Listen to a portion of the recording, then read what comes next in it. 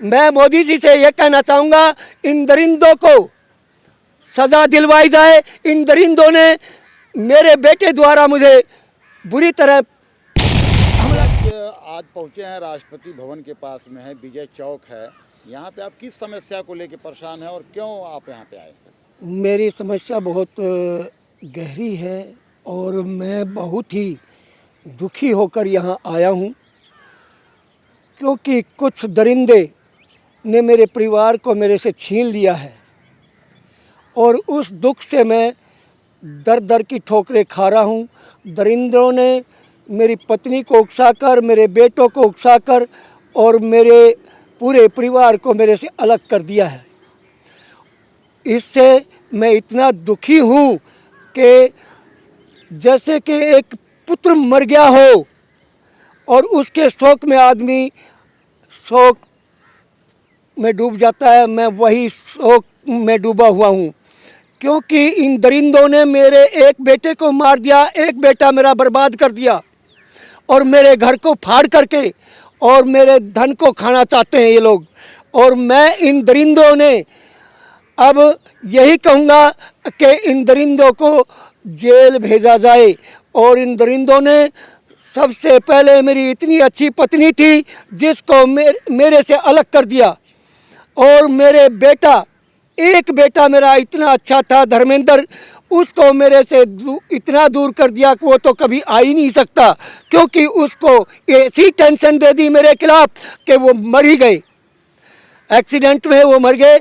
और उसके बाद वो भी इल्ज़ाम मेरे ऊपर दरिंदरों ने लगवाया, मेरे बेटा के बेटे से और मेरी बड़ी बहू के उससे, जिससे मैं बहुत पीड़ित हो चुका। और मेरे को 2012-24 अगस्त से मैं ना तो मेरे साथ कोई ऐसा व्यवहार कर रहे हैं जो मैं खुशी रहूं।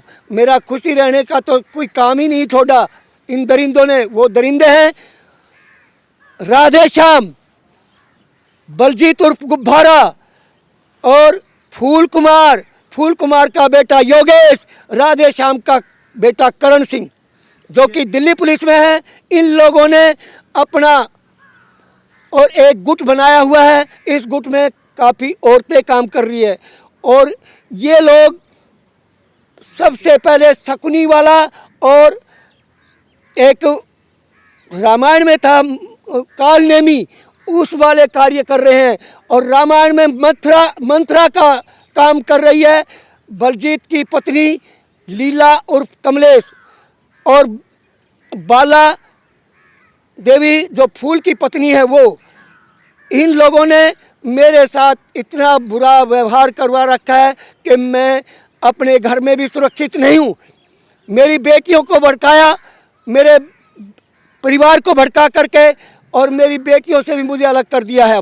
अब आप मोदी जी से क्या कहना चाहेंगे? मैं मोदी जी से ये कहना चाहूँगा, इन दरिंदों को सज़ा दिलवाई जाए। इन दरिंदों ने मेरे बेटे द्वारा मुझे बुरी तरह हमला करवाया, जिस हमले के कारण मेरे दांत टूटा, मेरे होठों में चोट आई, और मेरी एक एमएलसी बनी थी, मैंने वो कोर्ट में द्वारका कोर्ट 6 नंबर में मैंने वो डाली थी, और उसमें से भी दरिंदे योगेश ने मेरी एमएलसी उस 6 नंबर कोर्ट के किसी उससे मिल करके वो निकाल ली, जिससे कि ये पारिवारिक झगड़ा बने और इसको ख़त्म कराया जाए। ये सारा काम योगेश का है। योगेश कोर्ट में बड़े बड़े न्यायाधीशों व उनके जो रीडर हैं, सचिव है, उनसे मिलकर ये सारे काम करा रहा है।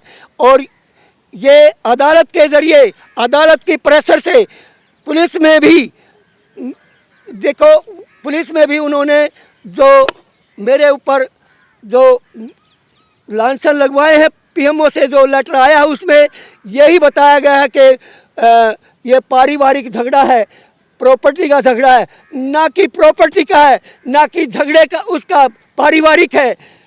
ये झगड़ा सिर्फ घर उजाड़ने का है। ये मेरे घर को उजाड़ दिया है, मेरा परिवार मेरे से हजारों कोस दूर कर दिया है। और मेरी पत्नी जो इतनी अच्छी थी, जो मेरे साथ कंधे से कंधा मिलाकर चल रही थी, उसको भी मेरे से दूर कर दिया है। अब और दूसरा ये कर रहे हैं कि मेरी बेटियां भी मेरे साथ कंधे से कंधा मिलाकर चलती थी, उनको भी इन्होंने दूर कर दिया मेरे से। अंकल, जिन पे आरोप लगा रहे हैं, ये लोग कौन है? ये योगेश है, मेरे चाचा का पोता, और ये पहले द्वारका कोर्ट में काम करता था।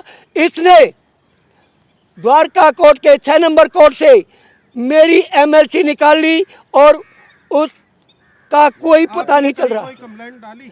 कंप्लेंट मैंने सब जगह डाल चुका हूँ, प्रधानमंत्री कार्यालय, chief justice supreme court, chief justice high court, और चीफ जस्टिस जहाँ ये काम कर रहा है तीजारी कोर्ट के 70 जिला न्यायाधीश को भी मैंने दी है, दोनों को। कोई सुनवाई हुई? कहीं से जवाब आया? कोई जवाब नहीं सकते, सब झूठे जवाब दे रहे हैं। सभी ये कह रहे हैं पारिवारिक झगड़ा है, अपने आप सुलटिए।